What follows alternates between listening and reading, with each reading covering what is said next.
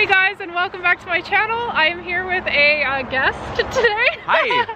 A guest biologist. His name is Connell, and I'm gonna put his Instagram handle right on his shirt. Oh, thank you. We're going to be checking out the salmon run, which is actually right behind us here, and explaining a bit about... Very smelly. It's, yeah, very, very smelly. Explaining a bit about what the salmon run is for those of you guys who aren't familiar, and how important it is for the conservation of wildlife and how it ties into so many ecological systems here in British Columbia, and also just going on a hike and having some fun. So I'm a wildlife conservationist and an environmental educator, so I take kids and young people out into nature and teach them about wildlife and the environment, and I'm also sometimes a bit of a BBC Earth presenter, or I do a lot of presenting for wildlife films and stuff as well. My field in conservation is mostly on killer whales and southern residents, which I think you've spoken about before on your channel, and also migratory songbirds, so looking at them as they're traveling across North America. So yeah, some pretty cool stuff there. We are going to check out some of the cool stuff that's happening in our local river, since we probably have a lot of international viewers or people who don't know a lot about the salmon. One of nature's greatest events, yeah, I think anyway. And that might sound really weird for people saying that there's just dead salmon everywhere and it's stinky and smelly and kind of gross, but it's actually really cool because salmon come back even sometimes within 1 meter of the original place where they were born. And so these salmon are coming back from, what is it, like 3 years out? Oh, even up to 8. 8, yeah. Like some of them, yeah, it's amazing. Yeah. Right out in the Pacific Ocean. So yeah, like out in the largest ocean on Earth, and they're coming back to this stream. Yeah, so they're born here, then they go back out to the ocean, live their little fishy lives, and then up to 8 years later come back to the exact same place they were born, lay their eggs, spawn, die. And then they get eaten by all these little creatures. But that's the really cool part, is because when there is all these dead salmon everywhere, you're seeing some of the coolest wildlife of the entire year, basically, because everyone's flocking to these streams. So, did you see any like bears or anything? I have seen bears. Yeah. Not at this exact spot, but I've definitely been out and seen bears. We were at one place where there were between like at least five of them, probably a couple more around in the area, and yeah, all coming down to the same area. It's cool because bears are quite solitary, but they come together during the salmon run. They argue and stuff, but they chow down, so cool. Pack on those pounds. Well, you were saying too that deer will also eat the salmon. Yeah, even deer will snack on some dead salmon. That's so cool. Okay, well, do you want to walk a bit further and see if we can see some live ones, maybe? Yeah. You see the dipper? Yeah. Stay there, stay there. Look at them, as far as the eye could see. They're just stripping these carcasses back. Oh God. Oh, that one's a good one right there. Oh yeah, look. So a lot of people think they come here, they see the dead salmon, they think that's really sad, but I don't think this is a sad thing at all. It's the end of their life cycle. They have passed on to the next generation of salmon, they've laid their eggs, they've fertilized it, and honestly, these things are complete survivors. You know, they're dealing with, these gulls are not just eating the dead salmon, they're eating the eggs, and they're eating also the small fry. So, you know, they have to deal with predators at every stage of their life cycle, and the fact that they've gone out into the Pacific Ocean, beaten the odds against every sort of predator that you can imagine, come back and spawned, these are the survivors of their life cycle. So it's not a sad thing, it's an important thing. So what's sad to me is when there are these barriers to salmon. Like there was recently a mudslide, I don't know if you saw that, I think in the Fraser River. One. You know, we were saying, oh, they want to go back, right, to their one specific place to spawn, but now this mudslide's blocking off their access, so they can never get back there unless there is a clear passage. So like that is what's really sad to me, is like them not being able to fulfill like their life cycle. The day where there are no salmon in this river at this time of year, that's when I'll be sad. Yeah. Up until that point, and unfortunately they are declining. You do see less and less, and that's the sad part. You know, it's not a sad thing to see lots of salmon coming up here and seeing lots of dead salmon, because that is good for the ecosystem and it shows that it's good for the population and they're having a good year. So yeah. It's not sad, despite what it looks like. Yeah, so I think that's how you know there's biologists around, when we're like, oh cool, it smells so stinky, there's so many dead fish. We've just been looking at so many dead fish. I mean, there's a gull right there pecking one of the dead salmon's eye out, and I keep been going, oh, like, that's cool, I'm looking at it. There's plenty for everyone, guys. I know, they're fighting over like one salmon. I want that eyeball. So many. This way. This could be dangerous. I'm vlogging while hiking, but I did think that. I was even just worried about looking at the camera whilst doing it. I'm like, no, you're not alone holding it. So we're going to a sweet waterfall. It's probably like my favorite waterfall. I know it's like kind of basic, but it's like one of my favorite waterfalls in Victoria. Around Victoria. Saw a bunch of bald eagles. What makes it your favorite? It's just like, it's really tall. Is that what you look for in a waterfall? Yes. There's it's no tall wrong and answer. there's water. I just was interested, like, what's a good waterfall? I feel like this one's pretty epic. I'm creating a bit of foreshadowing because we're just about to see it. It's called Niagara Falls as well. Yeah, it's called Niagara Falls. So a little bit of false advertising. Oh, it's I've so been epic. to Niagara. This is what's almost as good, in my opinion. Yeah. Okay, we're here. Yeah, see, that's a pretty epic waterfall. Yeah. Foresty. So green. good. It's like something you'd see at a Jurassic Park. Yeah, totally Jurassic Park. Don't slip. Yeah, I know. That's alright.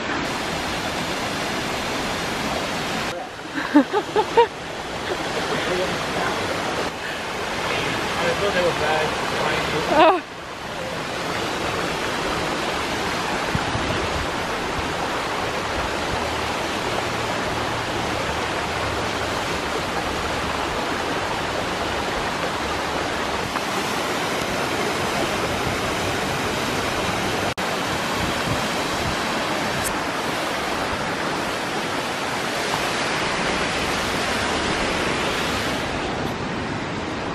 Oh, can you imagine if you were right there? We got eagles. In some places, 50% of the nitrogen that trees use comes directly from salmon. And actually in some parts of the BC coast it's 80%. Yeah. And the same nitrogen can be found in the trunks of the trees and in the fur of the wolves and the bears. So salmon is a huge connector for the whole ecosystem. That's so cool. So like these trees, they're all fertilized by all the dead salmon that we saw. Like when you think of a fish, you don't necessarily think of like a charismatic megafauna, like the conservation species, but like that is what feeds them. And if we do not have their prey, there is going to be no orcas. And a lot of people don't connect that because they think it's just, oh, well, orcas, you know, they need to be less marine traffic, which is like definitely valid, but like there's also like such a need for conservation of their habitat. One of the biggest issues that's impacting them is a loss of habitat, or a loss of salmon, sorry. And why are we losing salmon? Because the salmon forest, the rivers are having you know, there's a lot of pollution and degradation of habitat, and it's in decline, and that means that our salmon stocks are being lost. You know, when they're eggs and alevin, they are really susceptible to any change. They need a very specific environment within the river, and any fluctuation on that has a massive, devastating impact on them. And you might think, oh, the ocean and the land are separate and we need to protect the ocean, but actually to protect the ocean you also need to protect the land. They are interconnected, and the salmon is the really great connector. You know, these are marine nutrients coming from the Pacific Ocean into our forest and literally helping these trees to grow, which then creates a healthy salmon stream for the salmonids. So ecology.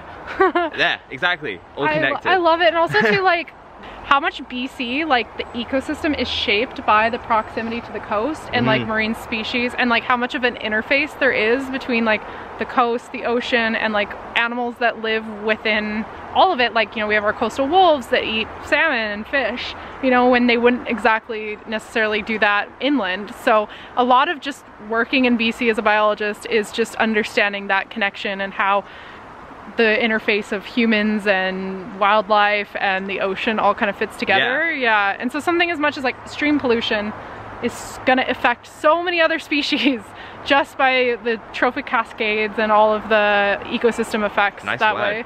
I love that word. That's like my favorite word. I mean, if you didn't have salmon, quite frankly, you wouldn't have the southern resident killer whales, you wouldn't have the seals, you wouldn't have the same level of seals and sea lions, you wouldn't have the black bears. They need the salmon to survive the winter. It is absolutely critical. You wouldn't have the coastal wolves. You've got, you know, the raccoons, the gulls, the eagles.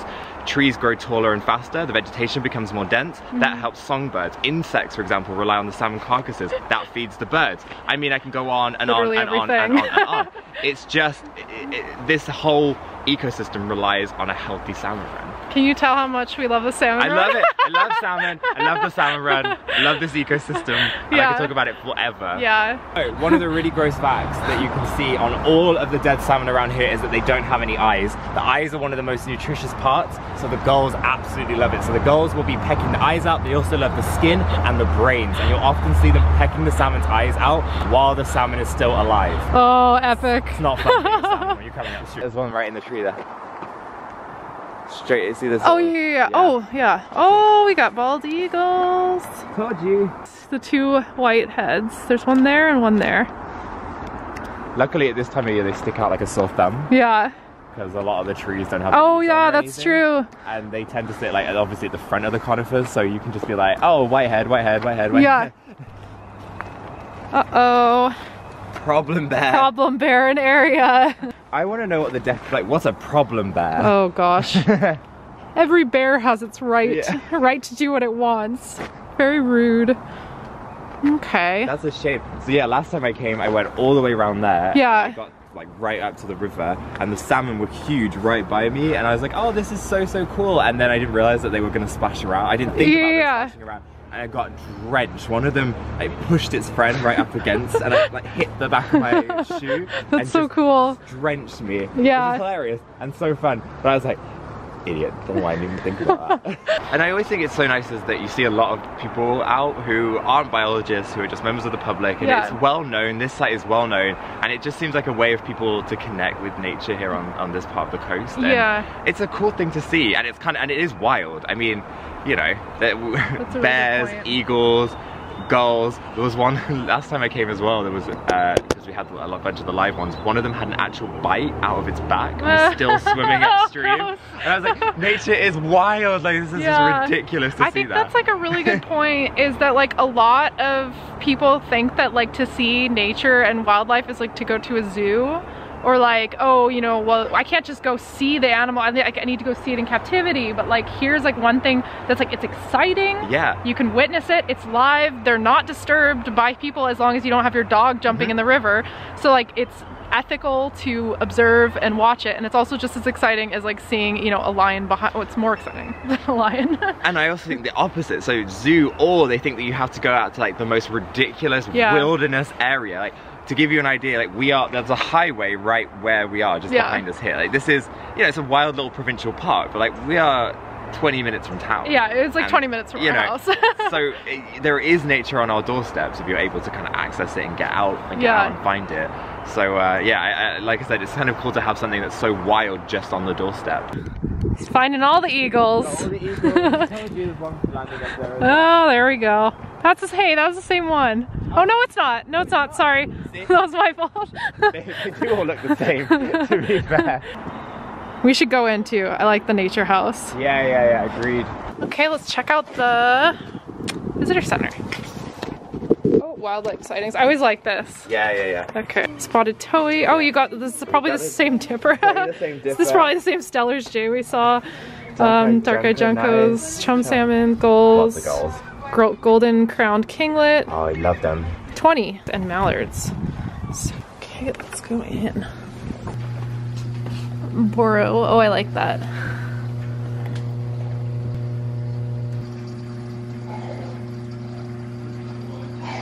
$20.19 salmon. This must have been from the beginning of the season, hey? Yeah. 2019 salmon. Okay, so like we were saying, there's mostly chum, which I think is probably all the ones that we saw. They're the last ones. Yeah. Coho and then Chinook. They're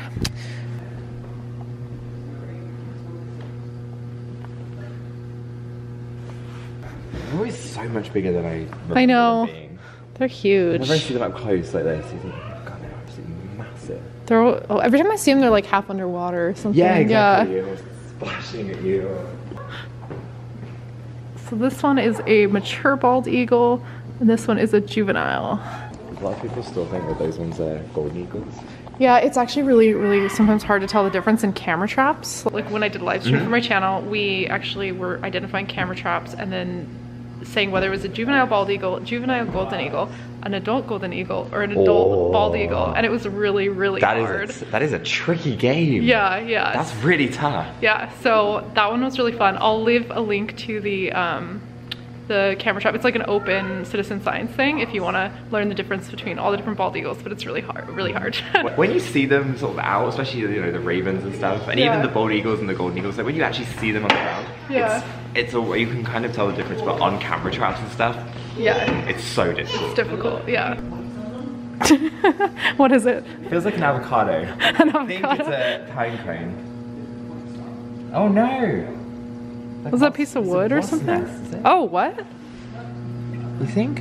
I don't know.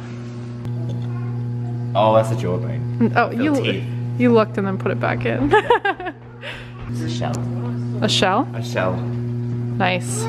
Is there anything in that one? No. Okay, there was something in that one.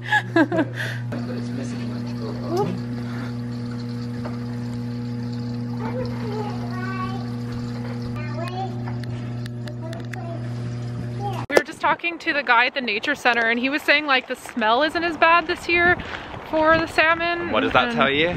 There's not that many. Not that many. Yeah, it's so not a good year. Not much out there actually. Yeah, what do you see? Anything? Some mallards. Some gulls for a change. Exciting. Canada goose, just one. One bald eagle, but up there a juvenile. We've spotted a bald eagle.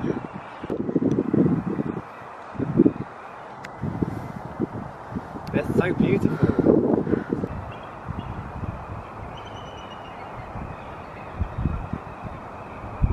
So Connell, do you know every single bird?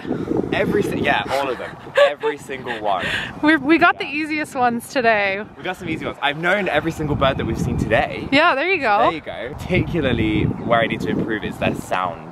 Yeah. So I'm pretty good with a lot of the species, but there's many of them that I'm like, oh, I have no idea. Both of us are not born and raised in BC. Like, we're both relatively, I mean, you've been in BC for what, 10 years? About 7 years, so, yeah, but still. Sort of new, and so like a lot of this is really just learning like as we go, and just kind of getting out there and just like learning on the job a bit, like rather than, because like they didn't teach any BC birds when I was in school. Like I didn't do any even species ID in school. Like nothing like that. And I think that species identification, you can get really hung up on not getting it wrong. Yeah. And I'm like, nah, just go out there, have a look, give your best guess, have an idea of it, and then you learn, and then you might see it posted somewhere, or you might see it and be like, oh, I got that wrong. Yeah. There's nothing wrong with that. And you can ask people as well. Mm-hmm. Yeah, that's like a good tip. All the time. Like I go out with birders, I asked if I could go along on like bird groups, like bird walks and stuff, just for beginners, and it made such a difference. And then you, like I said, you just ask people, be like, oh, do you guys know, if you see people out and they're taking a picture of a bird, be like, what is that? What bird is that? Yeah. What bird is that? There's a salmon. I just did one on bison that might go up. Bison? Bison, yeah, in grassland. It's nice. With Parks Canada or no? Not with them. That is our destination. I remember. I thought it was super. Just like something out of a movie. You dare? Oh my god, this is scarier than I thought. Oh yeah. I thought it was like flat. No. Is this like those videos of YouTubers that do something really, really stupid and then die? Slowly, but surely. Oh gosh. At the bottom of this canyon is just a sheer drop, and there's just gaps between my feet right now, but made it. Oh my god. I'm just trying not to drop my camera. No. Oh, that's a long ways down.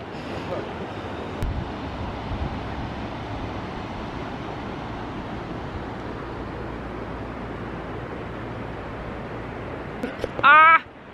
That's just a drop right there. Right down there into nothingness. We did it! Don't celebrate too hard. You'll fall. Okay, we made it to our final destination. Yes. We're alive for now, but if you're seeing this video, we survived. Yeah, there you go, exactly. So thank you guys for coming along on our salmon journey and a bit of a hike with scientists today. If you guys have any questions that you want to ask him and how he got into his job, because he is a wildlife educator, so he does different work than what I do. If you want to know more about that and how you get into that job, leave a comment in the comment down below, and maybe he'll come back for a question and answer video. I will definitely come back. Sweet. If you want me. Yes. So give a thumbs up if you want him. Perfect. Thank you guys for watching, and I will see you guys next time. Bye. So I study migratory birds, and migratory birds stagnate along the coastal kind of routes. They will stagnate it with parts of the salmon run. So the salmon run happens earlier in the north. So the salmon run and the insects that are coming onto the dead salmon is really important for migratory songbirds as they come down the coast. So they're like timing it, right? Yeah, so it's all sort of timed, it all coincides. I mean, this is why, you know, the salmon run comes in and the bears will go into torpor and, you know, need it to survive the winter. So it doesn't happen by coincidence, it's all part of that greater system. Well, that's crazy too, because then there's probably a lot to be said about like climate change and how like changing temperatures will impact the timing of all this like very complex system. Absolutely, yeah. So the birds are changing we've got a big data set, we've been doing it for years, and that's one of the things that we're looking at is the dates of the arrival of certain birds and when species come through year after year, and how that's changing. That's what the Rocky Mountain Bird, Rocky Point Bird Observatory, Bird Observatory. Yeah, so we're looking, you know, with those kind of long-term trends, that's what bird banding helps us to do, is we're able to go, oh, we caught a lot of this species of bird at this time of year on this date, and we've done that every single year, but oh, for the past 5 years they seem to be coming later or earlier, and we can look at what the weather, you know, how the weather impacted that. Or it was colder up in the north so they came earlier, or it was drier up in the north so they had to come down, there wasn't much food for them, and then you can start to equate it to climate change. You can't directly link it at this point, like it's not a big enough study, but you can make a very educated guess about those things. So